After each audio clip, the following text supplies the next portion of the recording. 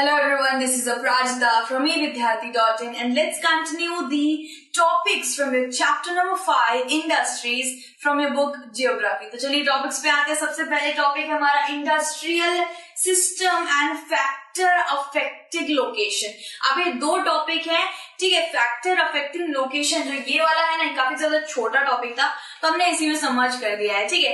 तो सबसे पहले हम इंडस्ट्रियल सिस्टम कर देते हैं. इंडस्ट्रियल सिस्टम, अब हर चीज एक सिस्टम के द्वारा चलती है तो ऑब्वियसली इंडस्ट्रीज भी सिस्टम के द्वारा चलेगी. भाई उसने क्या पाप कर दिया है, ठीक है. तो सबसे पहले देखते हैं भाई कैसे चलती है ये इंडस्ट्रियल सिस्टम. तीन तरीके के प्रोसेस होते हैं भाई इंडस्ट्रियल सिस्टम में. पहले आ जाता है इनपुट, दूसरा आ जाता है प्रोसेस, तीसरा आ जाता है आउटपुट. अब सबसे पहले देखते हैं इनपुट क्या होता है. इनपुट यानी कि raw material, labour, power and others. यानी कि सबसे पहली जो सीढ़ी होती है ना वो होती है इनपुट की.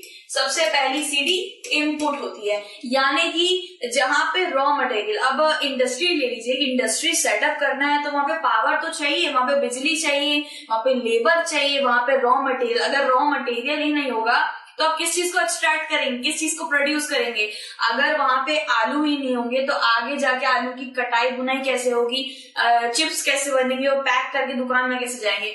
तो पर्टिकुलरली पहली सीढ़ी के अंदर रॉ मटेरियल, लेबर, पावर और कुछ और अन्य चीजें भी चाहिए होती है. हमारी पहली सीढ़ी होती है. दूसरा आ जाता है प्रोसेस, ठीक है. Includes activities that convert raw material into finished product. अब एक पर्टिकुलर प्रोसेस के द्वारा हर चीज जाती है ना. अगर मैं ले लू चावल ले लेती हूँ, चावल ऑब्वियसली हस्क से निकालने का काम तो एग्रीकल्चर लेबर कर देंगे, ठीक है. लेकिन चावल जब आएगी उसकी पॉलिशिंग होगी, उसकी साफ सफाई होगी, उसमें से गंदगियां निकलेंगी, सो वो एक पर्टिकुलर प्रोसेस से जाएगा. यानी कि चावल का आटा भी बनेगा अगर तो वो ग्राइंडिंग के प्रोसेस से जाएगा, ठीक है. अगर समझ लीजिए आटा आएगा, आटा तो ऑब्वियसली भाई व्हीट हो गया, तो व्हीट आएगा, व्हीट की सफाई होगी, उसकी हस्क वस्क निकलेगा, सब कुछ चीजें, ये सब इंडस्ट्री में होगा, राइट. सो जब वो पिसने के प्रोसेस से जाएगा तो उसे ग्राइंडिंग कह देंगे, ठीक है. कॉटन आएगा, कॉटन के कपड़े बनने के लिए जब वो dye and tie and painting होगा तो उसको पेंटिंग, वीविंग, डाइंग ऐसे प्रोसेस का नाम दे दिया जाएगा. सो एवरी रॉ मटेरियल एक पर्टिकुलर प्रोसेस से जा रहा है, ठीक है. सो प्रोसेस आ गया हमारा भाई, दूसरी सीढ़ी आ जाती है प्रोसेस. फिर क्या आ जाता है, फिर आ जाता है भाई, आप ये थोड़ा सा देख लीजिए भाई इनपुट एंड प्रोसेस होता क्या है. ये आ गया इनपुट, यानी कि हमें सबसे पहले रॉ मटेरियल चाहिए, लेबर चाहिए. भाई कितनी भी बड़ी से बड़ी मशीन आ जाए, उधर काम करने के लिए तो भाई लेबर की जरूरत पड़ती है, उसको ऑपरेट करने के लिए एक इंसान की जरूरत पड़ ही जाती है. सो बेसिकली लेबर चाहिए, रॉ मटेरियल चाहिए, हमारी पहली सीढ़ी हो जाती है यानी कि इनपुट. फिर आ जाता है प्रोसेस. प्रोसेस देखिए यहाँ पे अलग अलग तरीके की, ये आप देख लीजिए यहाँ पे बुनाई अलग अलग तरीके से वीविंग पैटर्न चल रहा है तो ये प्रोसेस हो गया. वीविंग एक तरीके का प्रोसेस हो जाता है, राइट.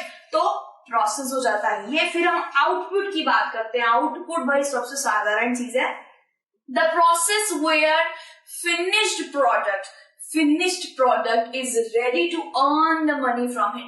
अब भाई फिनिश्ड प्रोडक्ट है तो ये वीविंग, ये पहली बात तो रॉ मटेरियल. कॉटन ले लीजिए, समझ लीजिए कॉटन की शर्ट है.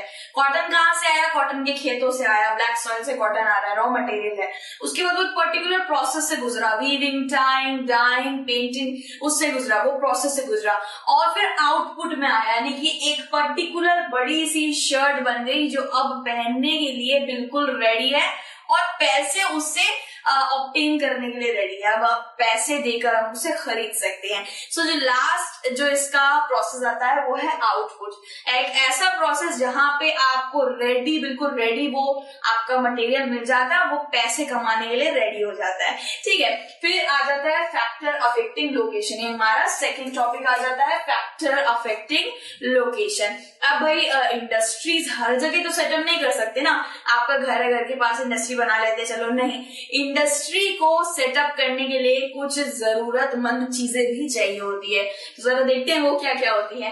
Factors affecting availability of raw materials, land, water, labour, power, capital, transport etcetera. अब भाई देखिए कितनी सारी चीजें चाहिए होती हैं एक पर्टिकुलर इंडस्ट्री को सेटअप करने के लिए. अब भाई अगर पानी नहीं होगा तो वहां पे इलेक्ट्रिसिटी नहीं बन पाएगी, इलेक्ट्रिसिटी अलग से नहीं होगी तो भाई नहीं चलेगा काम. लेबर नहीं होंगे, लेबर की अच्छी खासी अवेलेबिलिटी भाई होनी चाहिए उस जगह पे, तो फिर काम नहीं बन पाएगा। ठीक है, मटेरियल नहीं होगा किसी तरीके का तो काम नहीं बन पाएगा, रॉ मटेरियल। कैपिटल रहेंगे, पैसा नहीं होगा तो अच्छा। अगर वो बिल्कुल बंजर खाली जमीन है, लोग ही नहीं रहते वहां पे, तो ऑब्वियसली ट्रांसपोर्ट क्या खाक रहेगा। तो ट्रांसपोर्ट भी भाई चाहिए होता है रॉ मटेरियल को इंडस्ट्री में लाने के लिए, माल को उधर भेजने के लिए, इधर भेजने के लिए।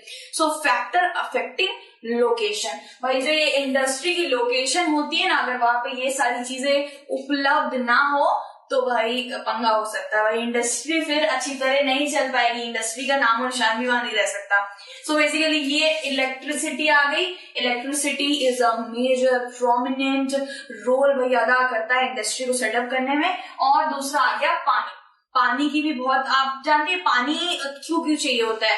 इंडस्ट्री को कूल डाउन रखने के लिए पानी चाहिए होता है, साफ सफाइया करने के लिए पानी चाहिए होता है। पानी ऑब्वियसली हाइड्रल पावर से इलेक्ट्रिसिटी भी बनती है, सो एक बैकअप लेके भी चलना पड़ता है इलेक्ट्रिसिटी के लिए। सो ये सारी चीजें फैक्टर्स हैं जो एक पर्टिकुलर इंडस्ट्री को सेटअप करते वक्त होनी ही चाहिए, वरना इंडस्ट्री वो सेटअप नहीं हो सकती।